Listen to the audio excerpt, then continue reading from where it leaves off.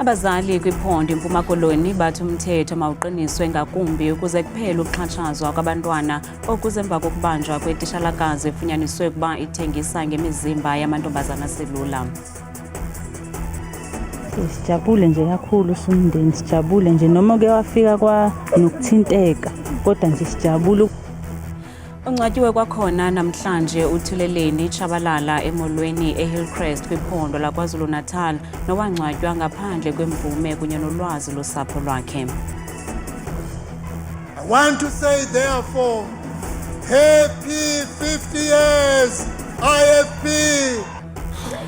Iqela leNkatha Freedom Party libambe umlenze wesibini wemibhiyozo yokufinca iminyaka engama-50 lasekwayo eSoweto eGauteng namhlanje.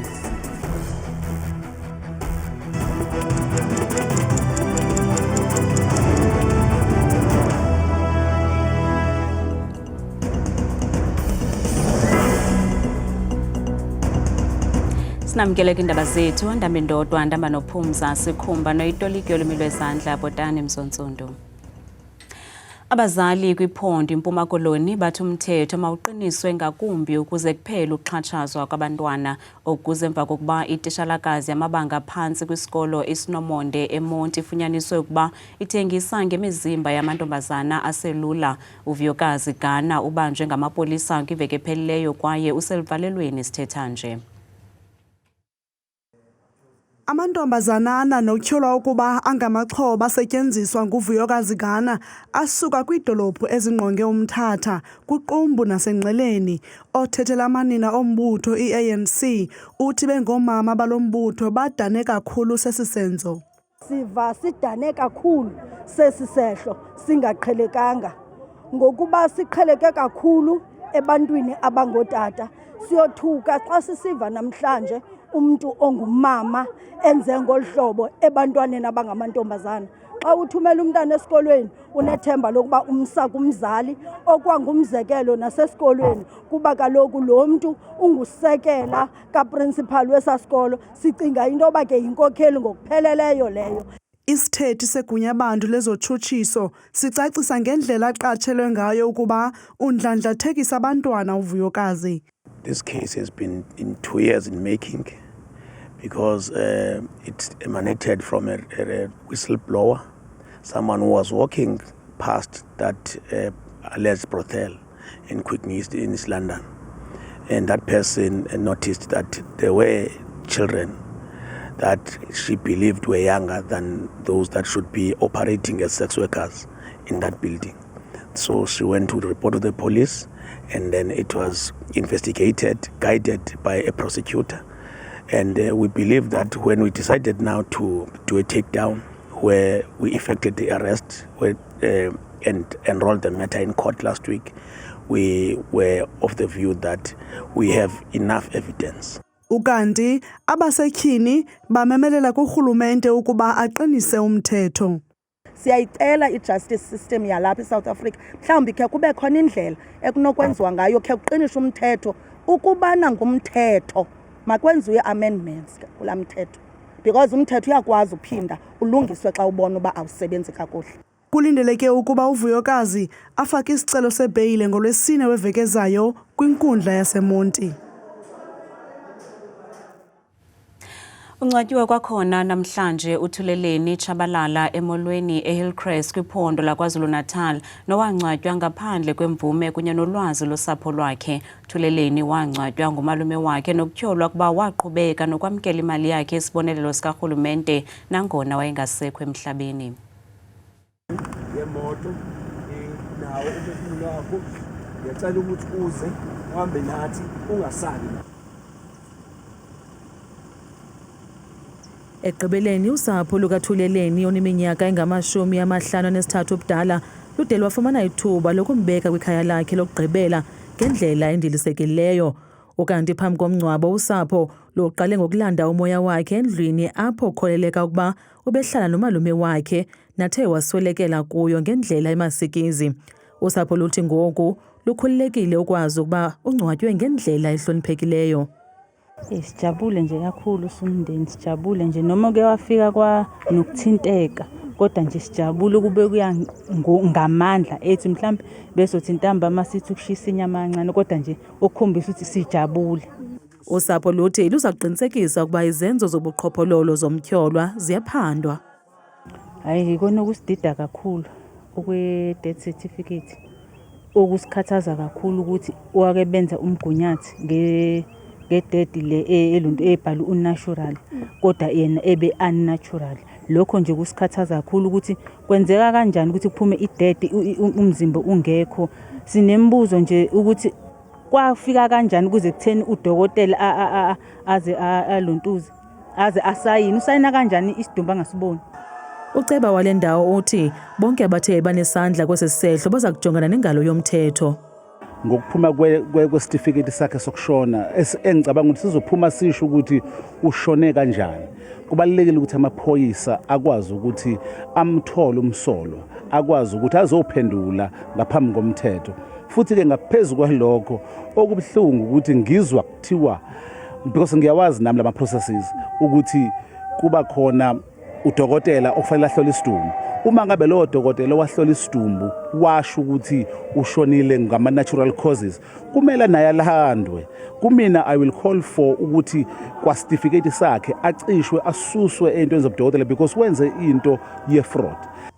Usapho luthi luxhalekile indlela enenkohlakalo uthuleleni yathe abulawa ngayo, ukanti bathi babeke ithemba labo kwabakantsasana ukuba baza kumfumana umenzi wobubi uza kujongana neziphumo zesenzo sakhe. Bakwantsasana eKapa eNtshona Koloni basezithendeni zabarhanelwa kulandela isiganeko sokudutyulwa kubulawa amadoda asixhenxe ePhilippi East Phezolo. Icandelo lamapolisa elijongene neziganeko zolwaphulo-mthetho olunodushe nolunobuzaza kweli phondo linikwe uxanduva lokuba luqhuba uphando ngesi siganeko. Kanti abakwantsasana babongoza uluntu ukuba luze ngaphambili nolwazi olunokuthi lukhokelele ekubanjweni kwabenzi bobubi.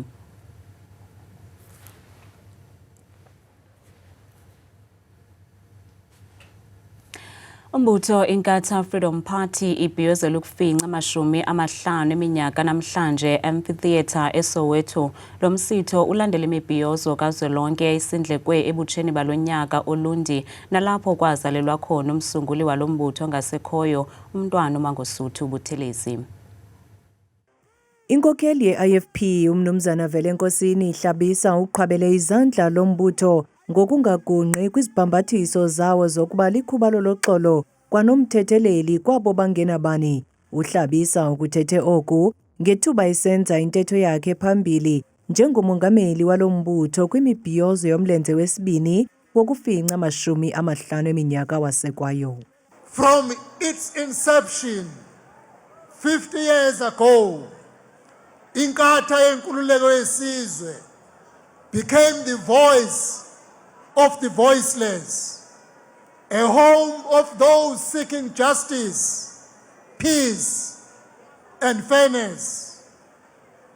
For 5 decades, despite struggles and triumphs, we have remained true to our mission.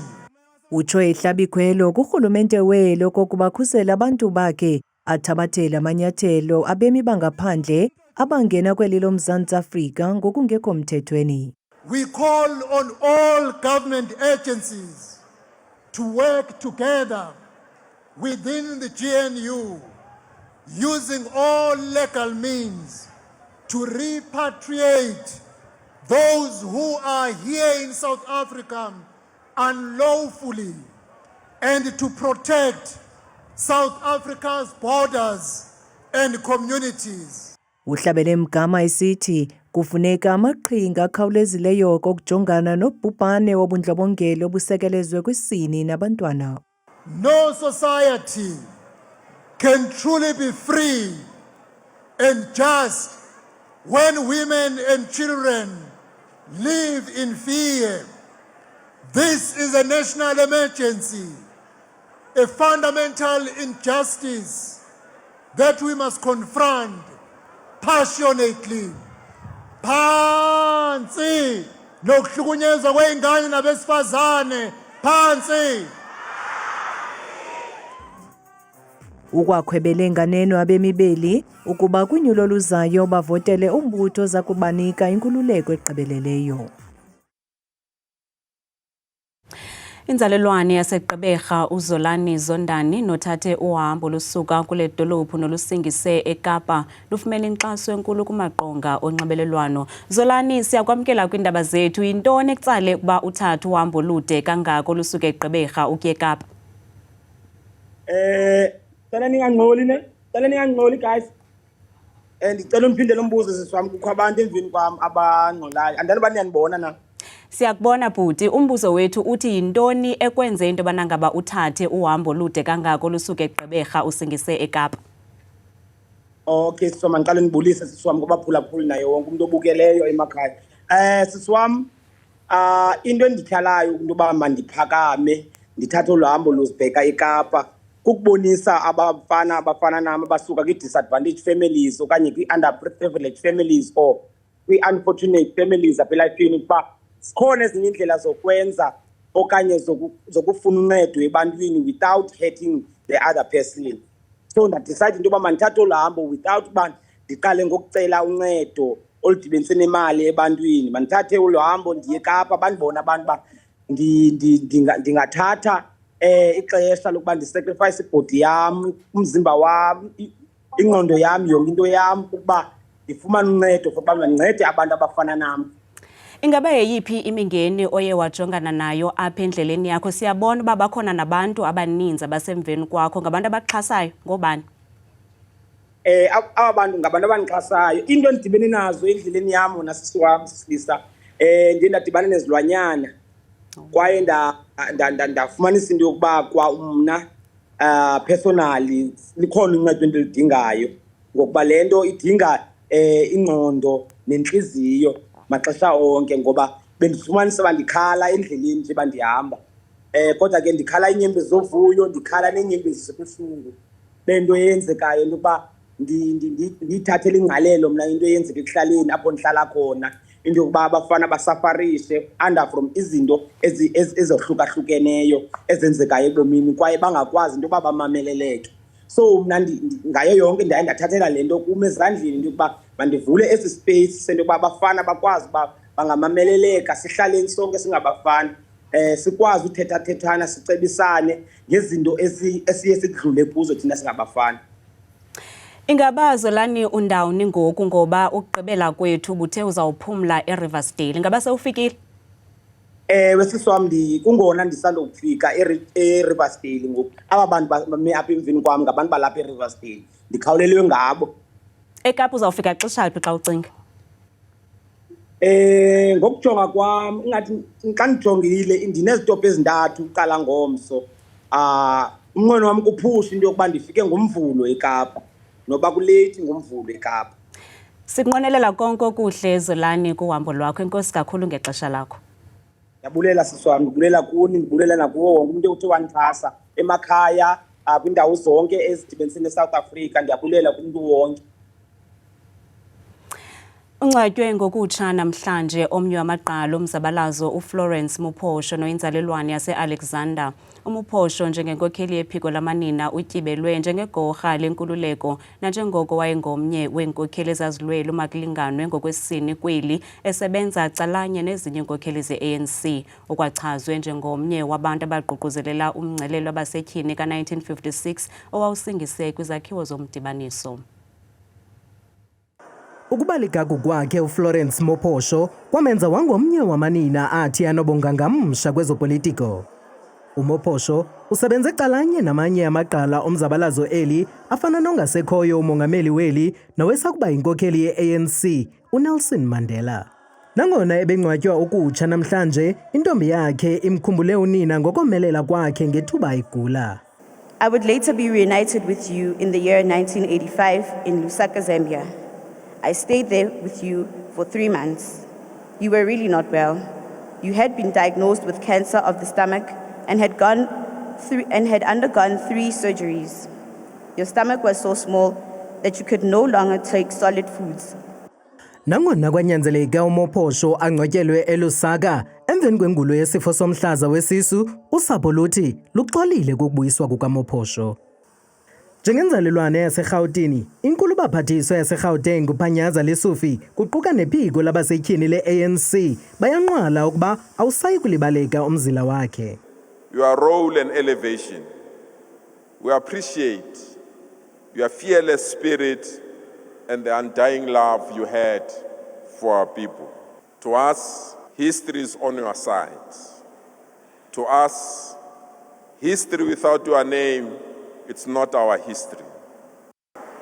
And we know, Mama, that in the hands of the opposition, who now believe that they can deliver better for us, we have had regression. My township, Atteridgeville, used to be one of the cleanest.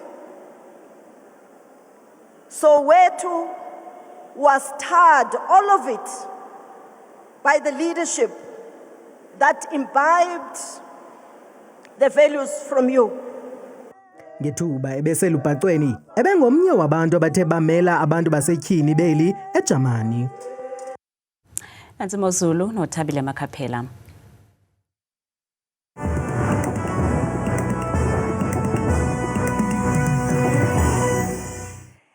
Kakhulu ke mamqwathi nomamzangwa ezindabeni ndiyakubulisa mbukele ekhaya ndikwamkele kaloku ke kudesika yam yeMozulu mna bethuna ngegama ndikuthabile ke inzwakazi yasebathenjini mvanje masijongeni iMozulu siye siphawule ke mbukele ekhaya kaloku iziganeko zamvanje kuMzantsi Afrika ngokuba uziyawuqaphela apha kaba kakhulu ke kumbindi futhi koprisk ekseni xa baqaba ngamafu mpela phaya ngeshumi lesile kanti ngabevala usuku ngomso futhi belusonga kusasibekele kakhulu phaya noxa kufudumele ngamashumi mabini nje akhathwa sisipozo kanti mbukele ekhaya kaloku ngokubanzi ke maqondo yakho phansi naphezulu kweqala iphondo kuphaya bethuna ephondweni laseMpuma Koloni impela pha kumantla kwelaphondo koAlvani Jamestown ezibeni futhi ekseni futhi ngalomafu nemvula zikhathwa zinduduma phaya ku9 degrees nasemthatha ekseni kusanetha nansi kwakhona bethuna iMozulu kwiphondo ke laseFreystata ngamandla mzonsundu ke kumbindi kwelaphondo phako Welcome futhi neziphaluka ekseni ko15 degrees nako Fixburg futhi kusaqwengile phaya ngeshumi nje elinyanye kanti baphila ngolhlobo bona kolaphondo futhi ke laseNtshona Koloni impela futhi bukele ekhaya kwindawo ezigudle unqome Kapa lodume ekseni ko15 degrees lapha kovostile futhi ngalomafu njengephi ngesasithoba xa bevuka ngomso kanti bukele kahlawela mgama futhi ke ngokubanzi kwelaphondo laseNorthern Cape koKurumani pha kumantla futhi kuyanetha kuyaduduma futhi kuyabaneka yonke lantsasa ekseni lapha koKimberley futhi xa usehla njalo zezo mvula nentshizane ko15 degrees nansi iMozulu ephondweni laseNorthwest ngomso mpela phake futhi kuntshona elizwe pha koTosk ekseni ko18 degrees kuyabe bevala usuku ngomso belusonga kamnandi futhi uyabaneka phaya ngamashumi mathathu nje aze abe nanye nathi kwakhona kwemizwe futhi ke phondo laseGauteng impela kumazantsi futhi Vereeniging ekseni futhi kuyanetha kuyabaneka kuyafefa intsasa lapha koKaltuville futhi ekseni ko14 Springs kwela futhi sekuhle phaya ko13 degrees nyuka nami ngokubanzi futhi ke Limpopo impela pha koBilabile ekseni ko15 lapha kuntshona elaphondo futhi koThabazimbi ngo19 degrees Polokwane kumbindi futhi lelashumi nje elikhathwa sesithatha setha njalo kwebukele ekhaya futhi ngokubanzi uMpumalanga Middleburg ekseni futhi ko12 degrees lapha isikhukhuza futhi kuyanetha kuyabaneka ekseni futhi ko16 degrees koMbombela no22 xa bezawulala ngomso masivala iMozulu bethu ekhaya sisonke phaya kwaZulu Natal impela futhi kuntshona njengapha kundawo ezininzi Ladies Mess ekseni futhi ngo13 Vryheid ku12 Newcastle uqanyuka njalo futhi kuyafefa ko12 degrees nasephola futhi kumantla kusabaneka ekseni mna ndikuthanda kangaka xa ishali myoli.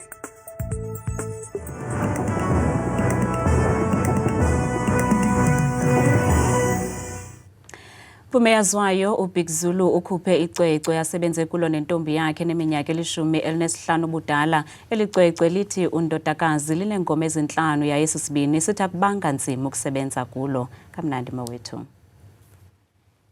Italente nesakhono sokucula zezona zinto ezibangele ukuba uBig Zulu akhuphe icwecwe nomntwana wakhe uChilo.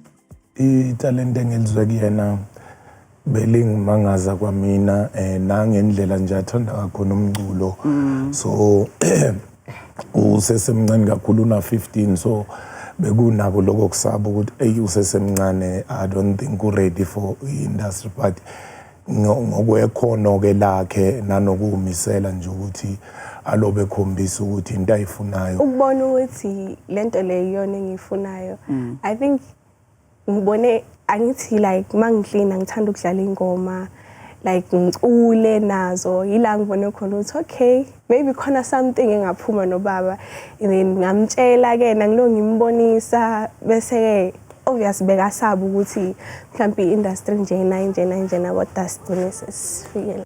uBig Zulu kwaphefumule ngokubaluleka komzana ongutata ebomini bomntwana.